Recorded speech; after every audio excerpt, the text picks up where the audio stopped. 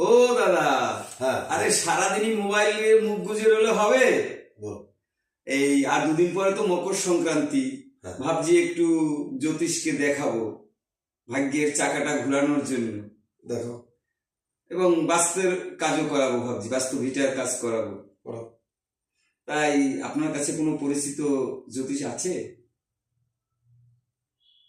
তুমি মকর সংক্রান্তিতে কোনো নিয়ম টিয়ম করবে যাতে ভাগ্যটা পাল্টায়, তার জন্য? হ্যাঁ হ্যাঁ হ্যাঁ হ্যাঁ হ্যাঁ। তোমাদের বাড়ি নারকেল ফারকেল আছে, চালের গুঁড়ো ফুড়ো? সে কিন্তু পিঠে তৈরি হবে। তাহলে ওই দিন তো পুজো আর্চাও করতে হবে, হ্যাঁ। তারপর পিঠে পিঠে খেতে হবে। হুম। তারপরে কি করে বলো তো, মোটামুটি রাত ধরো 10:30 11টার পরে, হ্যাঁ ঠিক আছে, হ্যাঁ এই নিজের এই আঙুল আছে না, আঙুল হুম। নিজের গাড়ের মধ্যে ভরবা, ভরে এরকম করে দাঁত মাজবা, কোনো কাজ বাজ না করে, দেখবা ভাগ্য পুরো বদলায় যাবে এটা তোমার। কিরকম কথা তাহলে একটু বলছো? এসে ফোন দেখো, ভাগ্য বন্ধের টিপস মার আছে বোকা শোনা।